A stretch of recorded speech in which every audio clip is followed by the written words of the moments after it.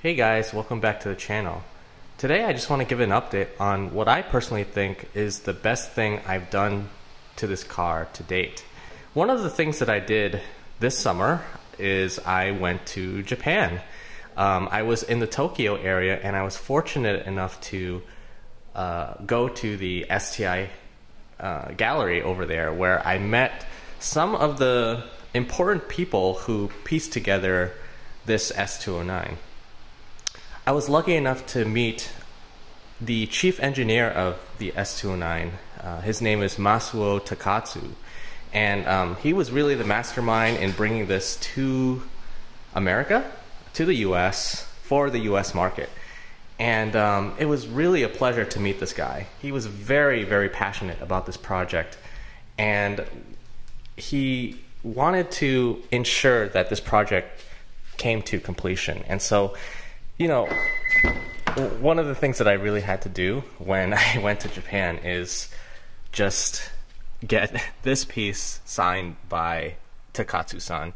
He made it all happen, and really, to date, I think this is the coolest thing that I've done for the S209.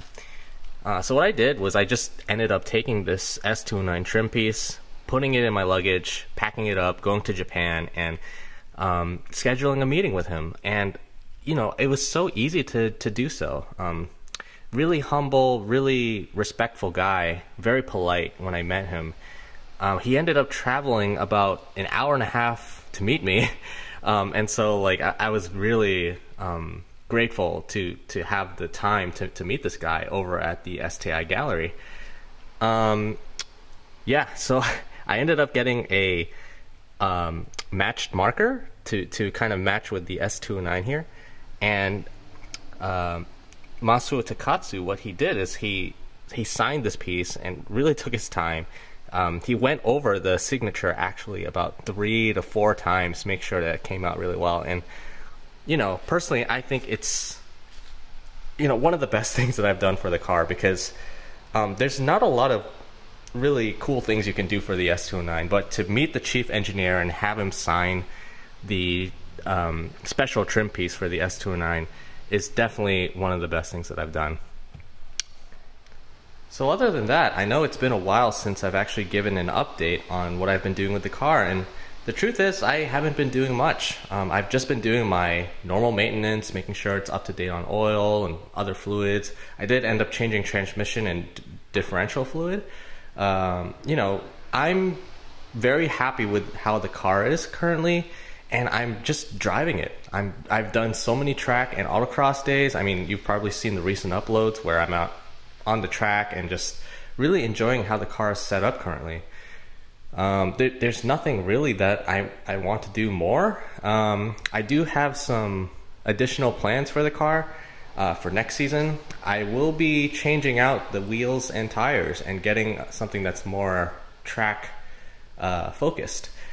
You know, these wheels are really nice. I do love them, and they really set it apart, and when you see it, you know, like, it's part of what makes S209 very special. But personally, I want to get lightweight wheels. I want to get 18s so that I can run tires that are a little bit cheaper, but not just cheaper, but there's actually a lot of really good tires in the size that I want. And so that's something that you guys will see in the future. So, and with 18s, I can run lightweight wheels. I can also run tires that don't weigh as much either. This is something that I've been documenting in terms of weight reduction for this car. And with everything that I've done, I'm approaching close to 200 pounds of weight that I've removed from the car. It's a future video that I'll do. I'll let you guys know exactly how I was able to achieve like all this weight reduction, and really it's one of the best things that I've done to really further enhance and improve the vehicle.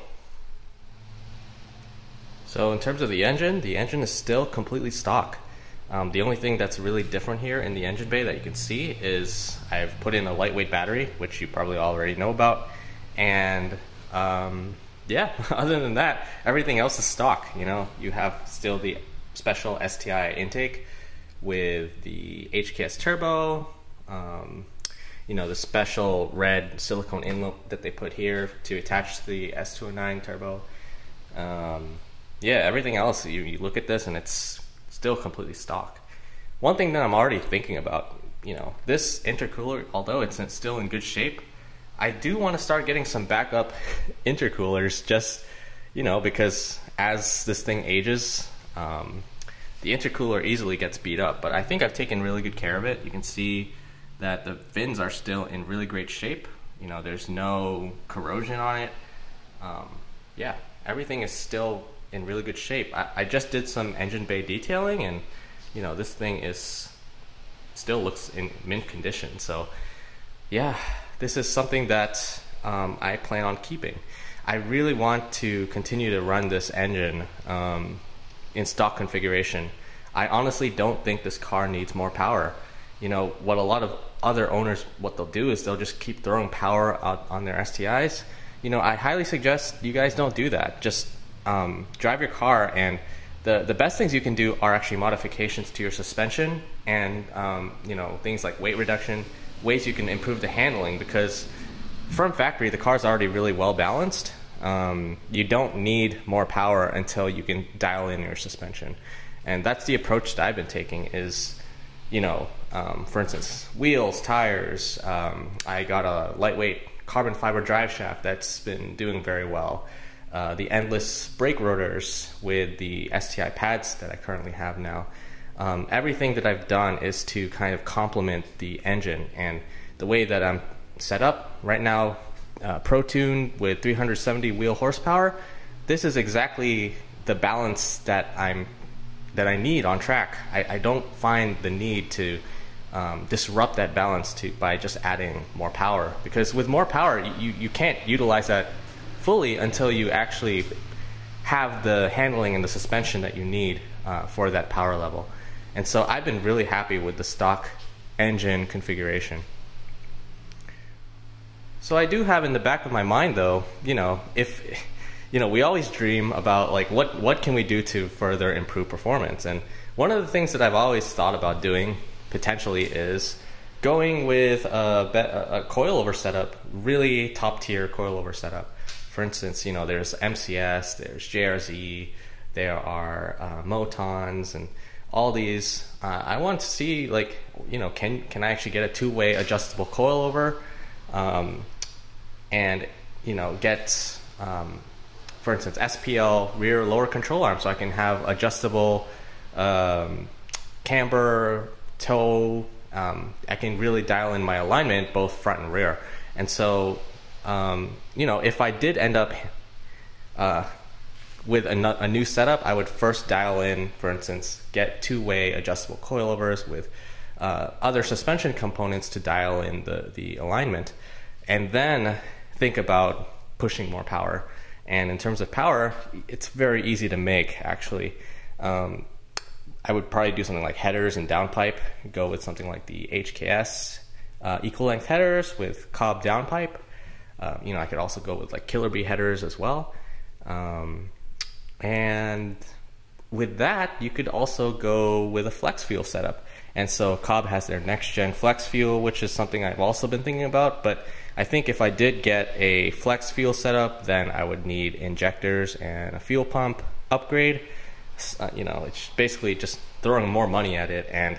But by the end of all that, if I did end up going flex fuel and improving the exhaust system, I could probably reach around 450, I believe, maybe between 420 and 450 wheel horsepower. And to me, that's just a lot. I don't know if that's something I'd be able to handle on track. And so, yeah, that's the reason why I would definitely do suspension handling first. Make sure that's all dialed in before I even touch, you know, power and change engine configuration. You know, this is something that I've always just been thinking about. You know, let me know your comments. Should I take this S209 and take it to the next level? Basically, change the engine configuration, and in the end, get higher power output. Personally, it's something I don't want to do because I love the way this thing handles right now. It's so well balanced, and after going to Japan, meeting Masuo Takatsu, the one thing that he told me, and I'll never forget, is when I, as an S209 owner, I told him I'm like very happy with this car, and what he told me back is, this car has the spirit of STI. And you know, when he said that, I was very surprised. I really loved that answer, and really reinforced to me like I definitely shouldn't do any kind of engine change, because anything that I do, you kind of lose the spirit of STI here. So yeah, that's kind of my 2 cents. I hope you guys like this video. Comment below, let me know what you guys think about this car, what you'd like to see from it, and what you think personally about the S209.